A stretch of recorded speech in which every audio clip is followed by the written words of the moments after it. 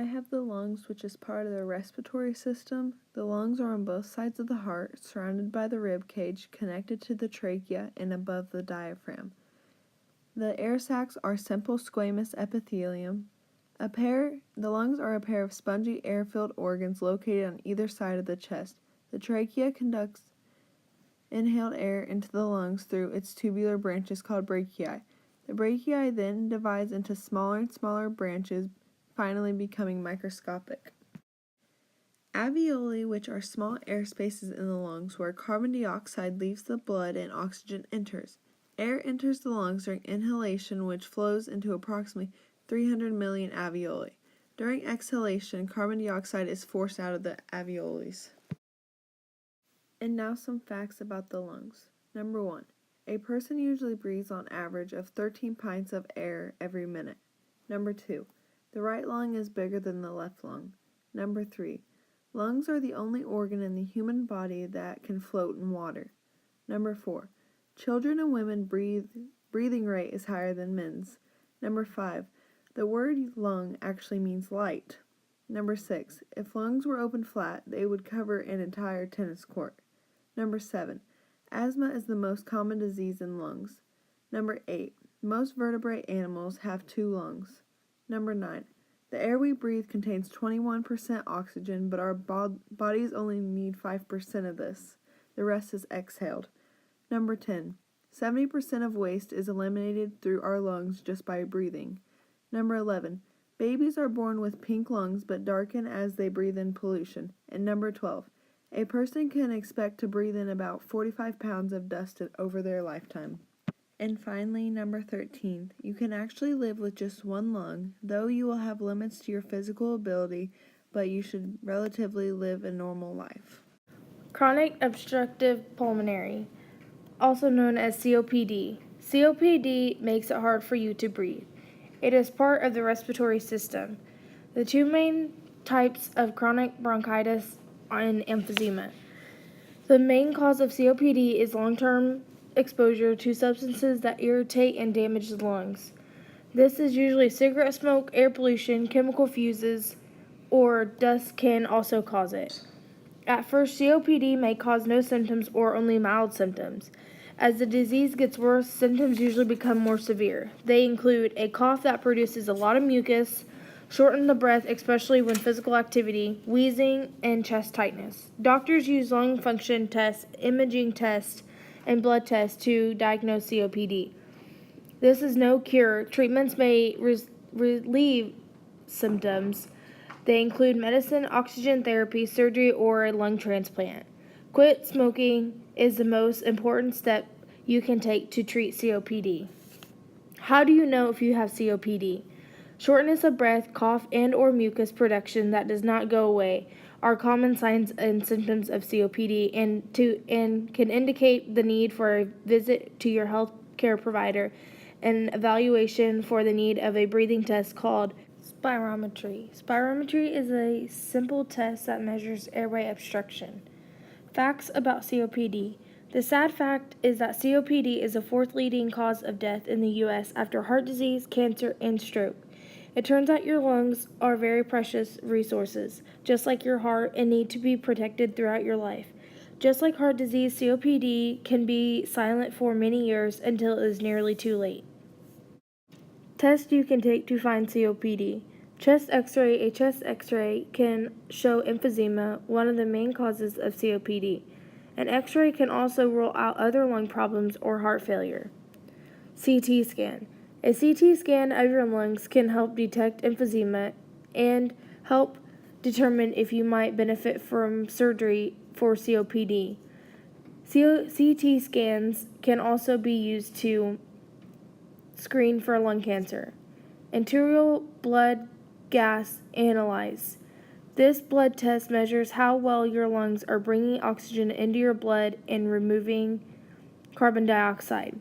Laboratory test. Laboratory tests aren't used to diagnose COPD, but they may be used to determine the cause of your symptoms or rule out other conditions. This test may be done if you have a family history of COPD and develop COPD at a young age, such as under 45.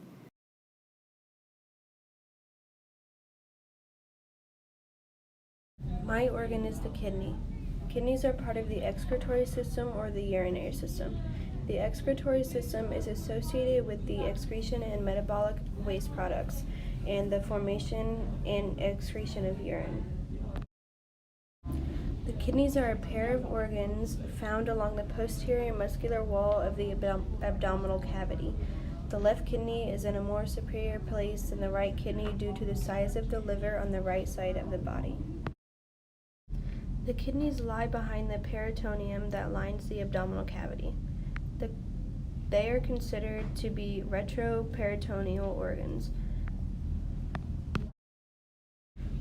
The ribs and muscles of the back protect the kidneys from external damage. Adipose tissue known as pararenal fat surrounds the kidneys and acts as a protective padding. The type of epithelial tissue of a kidney is simple cuboidal epithelium. This tissue is lining the kidney tubules. There are many diseases and medical conditions for the kidney, some including acute kidney failure, also called end-stage renal disease, or ESRD. It happens when your kidneys suddenly stop working. Kidney stones. Kidney stones are hard crystalline material formed within the kidney or urinary tract. Chronic kidney disease is the gradual loss of kidney function. It may be caused by diabetes, high blood pressure, and other disorders.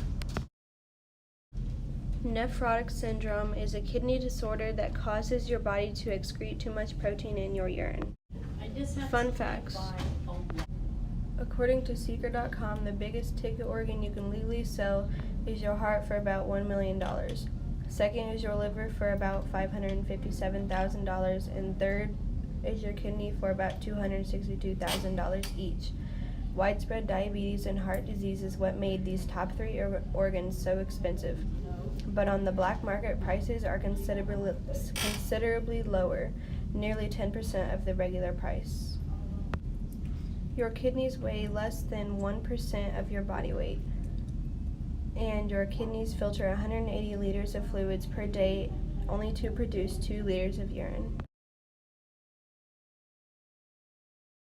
Today I'm going to be explaining what chronic kidney disease is. Chronic kidney disease, also called chronic kidney failure, describes the gradual loss of kidney function. Your kidneys filter waste and excess fluids from blood, which are then excreted in your urine. When chronic kidney disease reaches an advanced stage, dangerous levels of fluid electrolytes and waste can build up in your body. In the early stages of chronic kidney disease, you may have a few signs or symptoms. Treatment for chronic kidney disease focuses on slowing the progression of the kidney damage, usually by controlling the underlying cause. Chronic kidney disease can progress to end-stage kidney failure, which is fatal without artificial filtering or dialysis or a kidney transplant. Chronic kidney disease occurs when a disease or condition impairs kidney function, causing kidney damage to worsen over several months and/or years. Diseases and conditions that cause chronic kidney disease include type 1 or type 2 diabetes, high blood pressure, glomerulonephritis, and inflammation of the kidney's filtering units, interstitial nephritis, and inflammation of the kidney's tubules and surrounding structures, polycystic kidney disease, prolonged obstruction of the urinary tract from conditions such as enlarged prostate, kidney stones, and some cancers, vesicoureteral reflux, a condition that causes urine to back up in your kidney, or recurrent kidney infection. Factors that may increase your risk of kidney disease are diabetes, high blood pressure, heart and blood vessel diseases, smoking, obesity, and being African American, Native American, and/or Asian American. The kidneys are bean-shaped organs that are located against the back muscles in the upper abdominal area. They sit opposite each other on both the left and right side of the bodies. The right kidney, however, sits a little lower than the left to accommodate the size of the liver. The tissue is squamous epithelial tissue. The anatomic structure is between the renal pyramids are projections of cortex called renal columns. Nephrons, the urine-producing functional structures of the kidney, span the cortex and medulla. The initial filtering portion of a nephron is the renal corpuscle, which is located in the cortex. The kidney is part of the excretory system, which is also the urinary system. Some fun facts are that 10% in the population worldwide is affected by chronic kidney disease, and millions die each year because they do not have the access to affordable treatment. According to the 2010 Global Burden of Disease study, chronic kidney disease was ranked 27th in the list of causes of total number of deaths worldwide in 1990. Over 2 million people worldwide currently receive treatment with dialysis or kidney transplants to stay alive. Yet this number may only represent 10% of people who actually need treatment to live.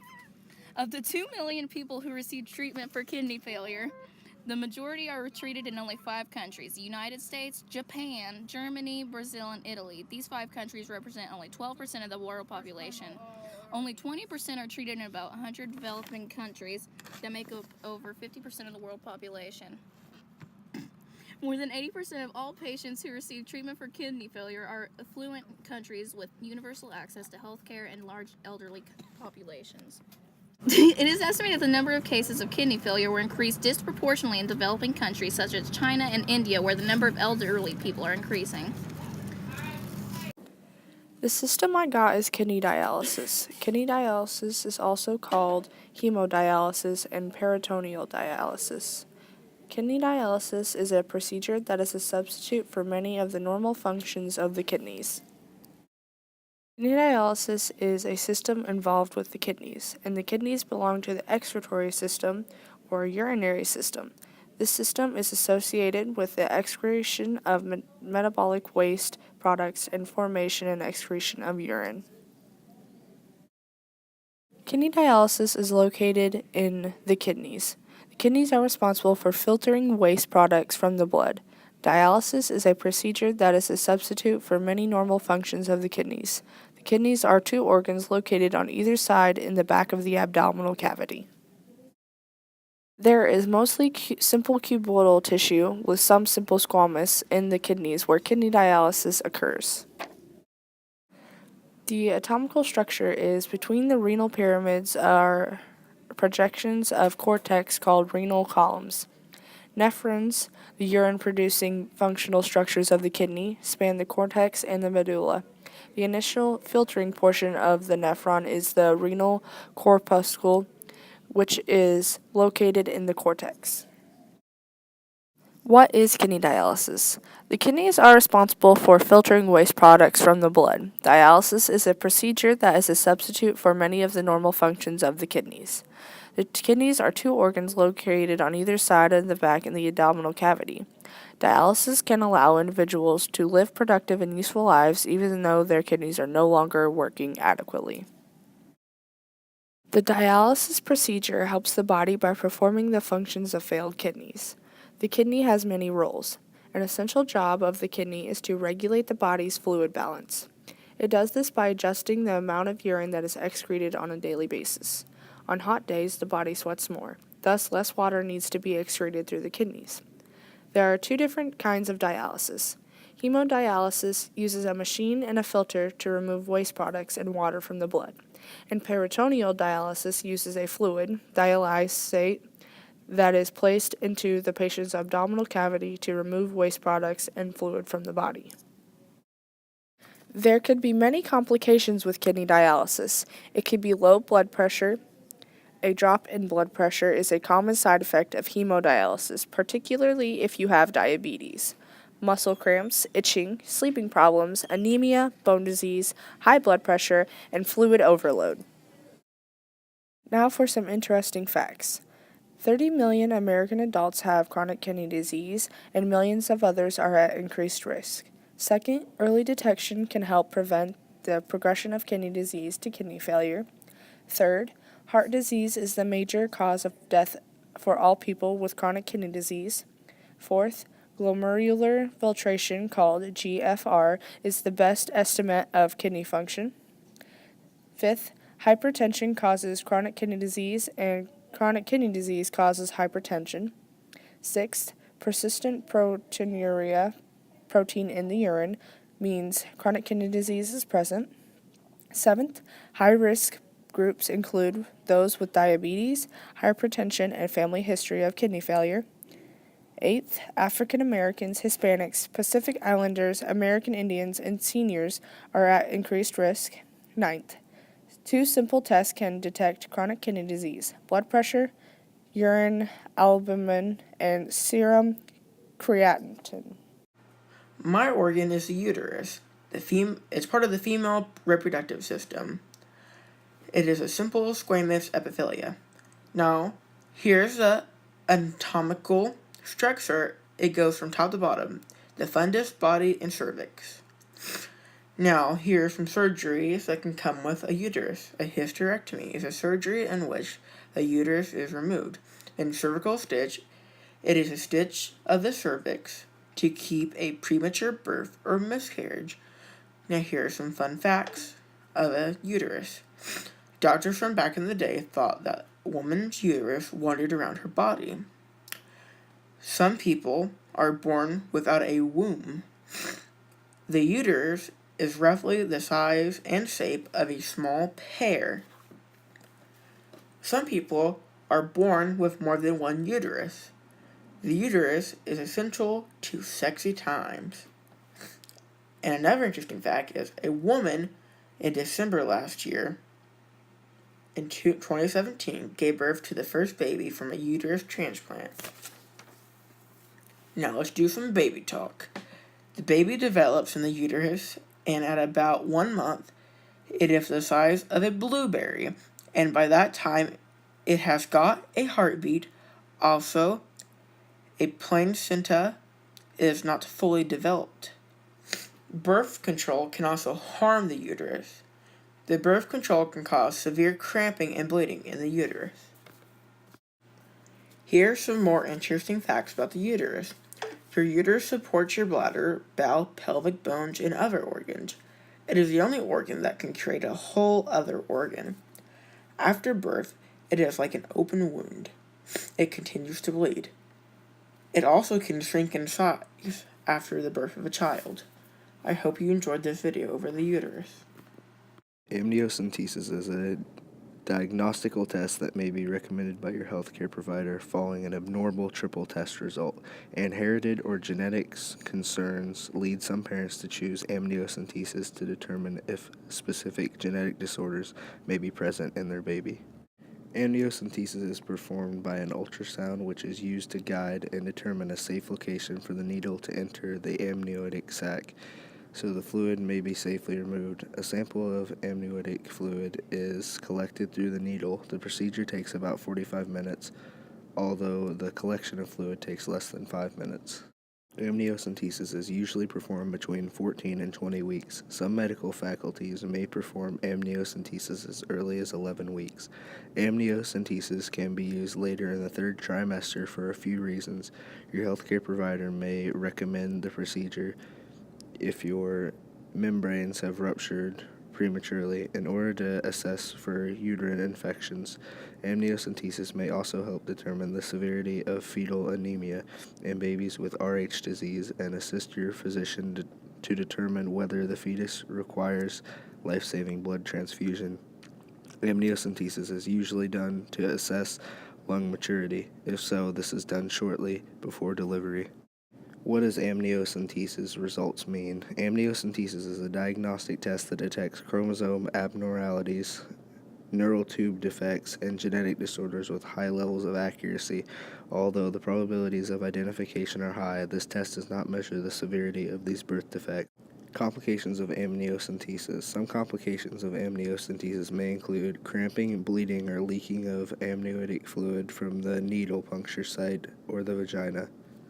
Facts about amniocentesis. Amniocentesis can detect chromosome and genetic abnormalities within 98 to 99% accuracy. Some research puts the accuracy rate at 99.4%.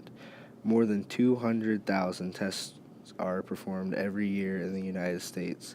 The risk of miscarriage because of an amniocentesis test is 1 in 200 to 1 in 400.